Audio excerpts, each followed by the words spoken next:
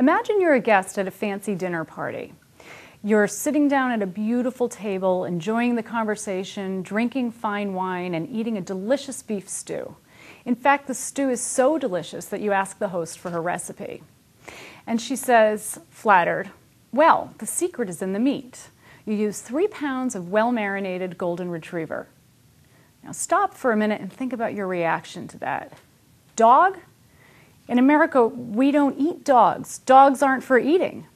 So chances are your experience radically changed after hearing that line. Chances are what was once food to you, you now see as a dead animal. Chances are what was once delicious just moments ago has become disgusting. Nothing about the meat itself actually changed. The texture is the same, the flavor is the same, the smell is the same, but your experience has dramatically altered. So what's going on here? Your reaction is an example of carnism.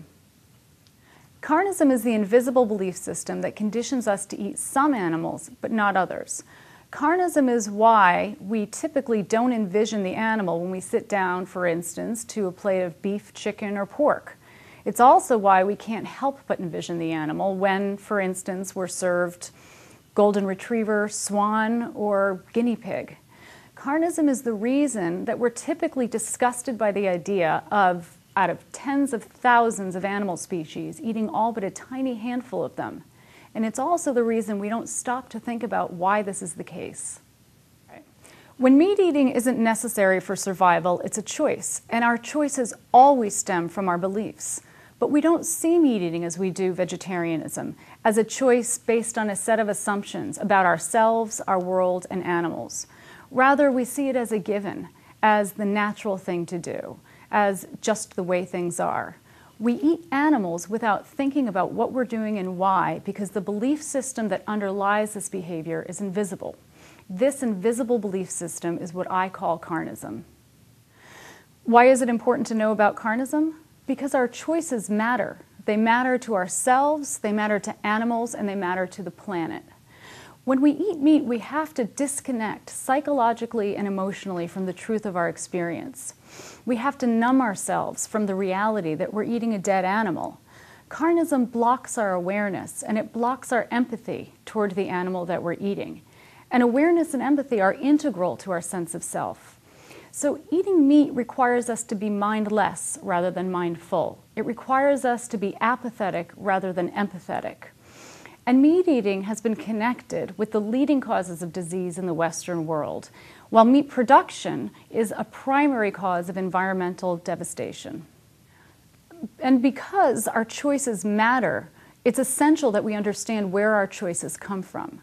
So when we understand that eating meat is the inevitable end result of a widespread, deeply entrenched, invisible belief system or ideology, this dramatically changes the way that we think about and talk about meat eating.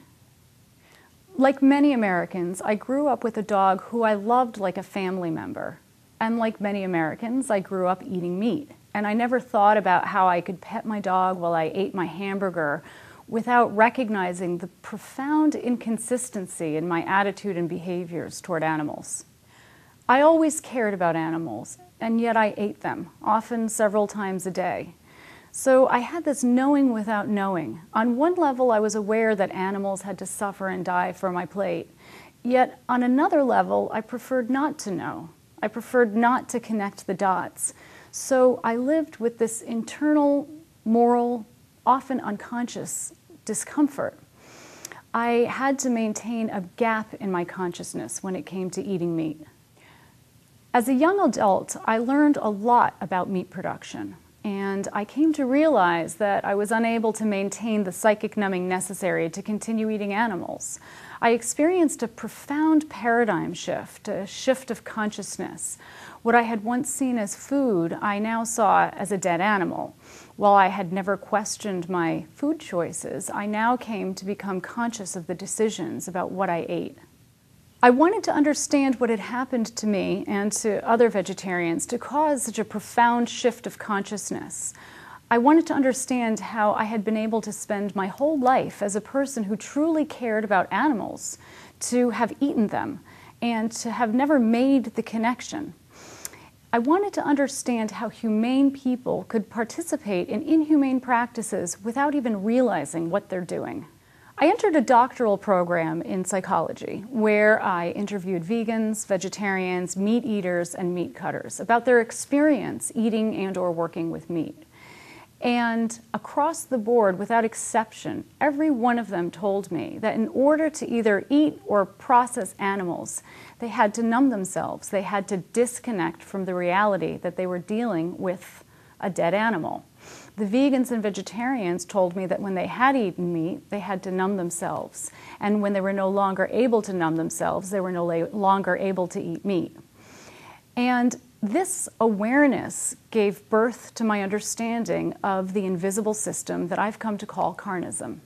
My hope is that by understanding the invisible system of carnism, people will be able to step outside of that system to make their choices more freely. Because without awareness, there is no free choice. Because in our culture, we've all been conditioned to see the world through the lens of carnism. We're all participants in the system, for better or worse. So our choice isn't whether we participate, but how we participate. With awareness, we can choose to be active witnesses rather than passive bystanders. We can choose to be informed consumers and empowered citizens. Ultimately, I hope that after reading my book, people will be able to live more authentic and freely chosen lives, acting in the best interest of themselves, animals, and the planet.